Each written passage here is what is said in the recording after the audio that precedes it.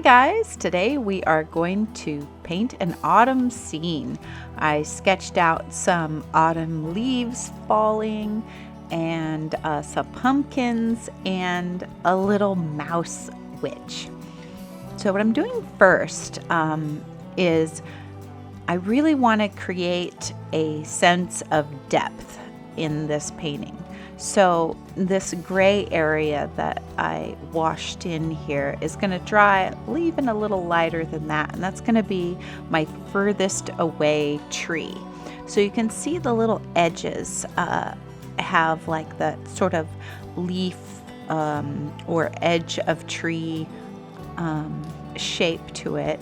And then I dropped some more colorful because we are going for the fall vibes here. All the oranges and reds and yellows. I'm putting a tree on each side here. And I even sketched in the outline of these particular leaves. And I love fall leaves because they have all these different colors that sort of wash together. So it really just lends itself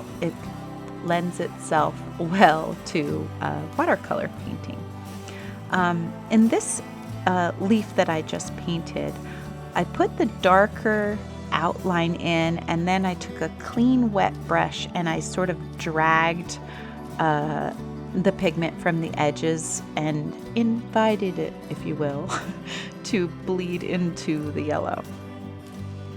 And now I'm just doing another leaf down below.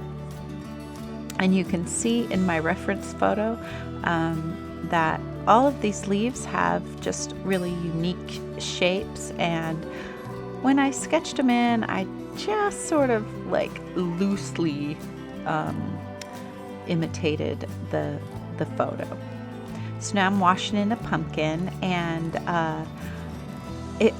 when I was looking at the reference photo, I was really struck by how much of the pumpkin was just straight yellow.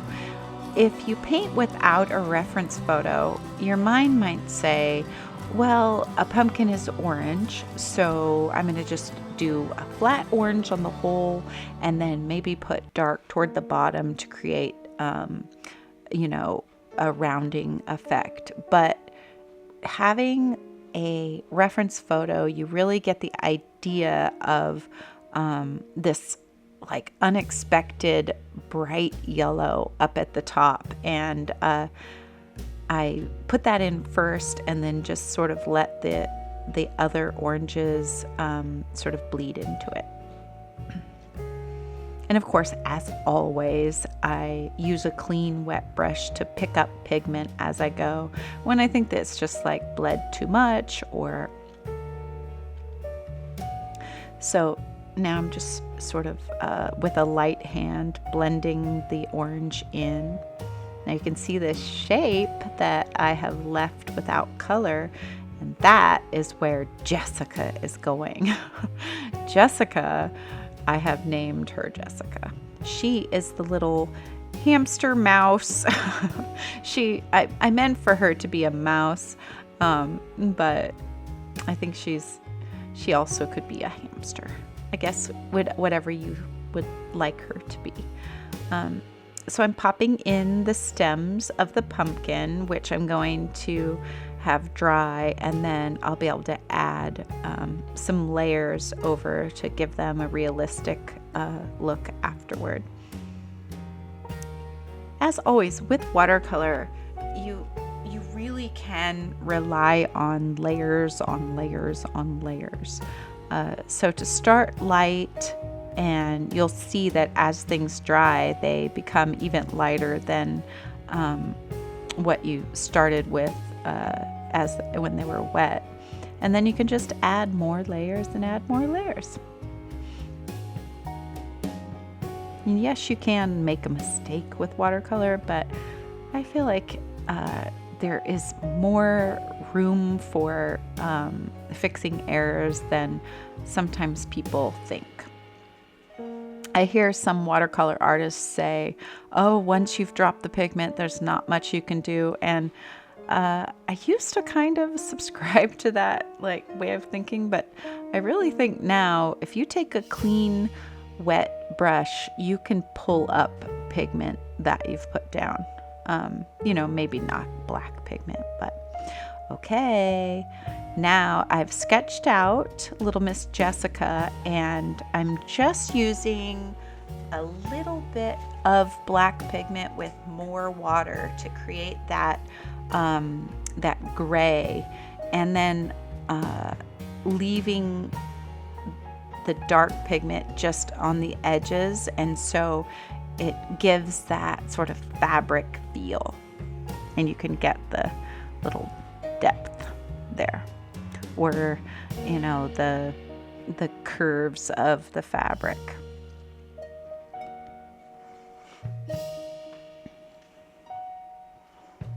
And her little body. I started to do her body with some of the iridescent paint, and I wasn't loving it, so I ended up going over with some darker brown just to pull in the brown from the other places on the painting. I didn't fret too much about the details of her face because I did want her to look watercolored. In some of my other paintings, I go a little heavy with the detail, and it kind of takes away the ambiance or the sort of romantic feel of a watercolor painting. So I tried to leave some of the details out. And I'm just dropping in this other leaf here just to try to balance out. See how fun it is to put the light color, that yellow, in, and then use the border of the dark orange, and then just sort of assist it to bleed together. And now we're putting a little acorn in Jessica's little tiny hands, and then an acorn over by the pumpkin. I was considering adding a third acorn because there's that artist's rule of thirds where when things occur in pairs, or I'm not in pairs, in sets of three, for some reason it's aesthetically pleasing to your mind.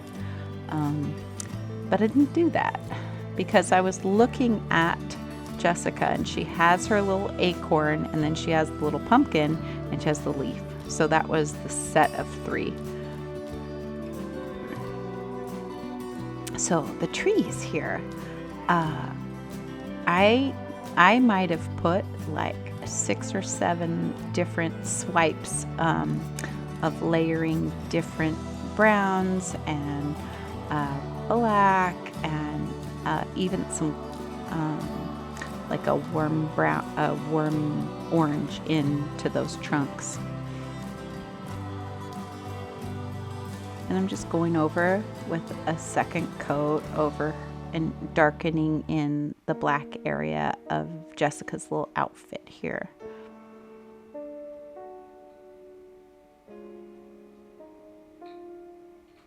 And giving her shadow under her hat. So now this part was, how sometimes things just work and you're like, yes. The way my favorite brush, the number 3 grabby brush, is shaped, I could just drop in all these little, just push, and they just looked like far away leaves falling. It was like, oh my goodness, what a what a gift. It was like effortless to drop in those leaves, and I didn't have to add detail or anything. I was just like, yeah, this is wonderful.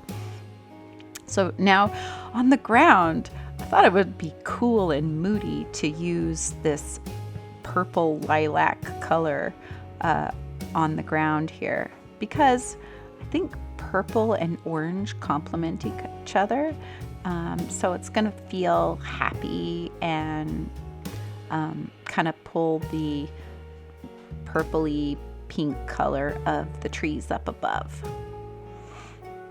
I'm just sort of I'm not really even looking at the reference photo now. I'm just sort of dropping things back behind here, how I just, want to add depth. But see, if you look like in the distance of the painting, you see that initial first gray area that I painted in. See how light it is now? And it really gives this like far off shadowy feel.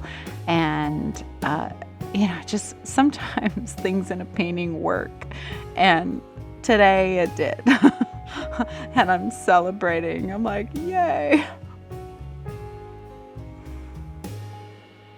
And now I'm just taking a very light hand with some dark brown and black mixed, and I'm dropping in where the stems would be poking out of the leaves, just here and there. And now I'm darkening up the shadow on the stems. I also was just super excited about how the stems turned out. I find that if you trust what you see, your brain might say, this whole stem is brown, I'm just going to fill it with brown. It would be flat. But if you look at your reference photo and you trust it and you say, yeah, this looks like a swipe of yellow, why is that there? If you look at the stem of the biggest pumpkin, it's almost a reflection of the orange of the pumpkin up onto the stem. And that's what happens in life. Colors will reflect off of each other, and that's how you get a sort of realistic looking object when you take into account how light actually happens. So I'm just darkening in the little like crevices of the different pumpkins and putting in the veins of these leaves.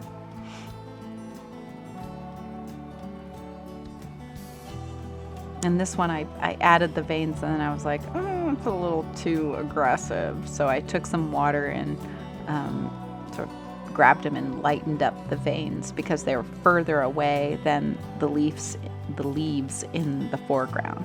So I didn't want there to be the same amount of detail in the veins, because as things are further and further away, they're going to be like sort of less in focus, and you'd be able to see less detail.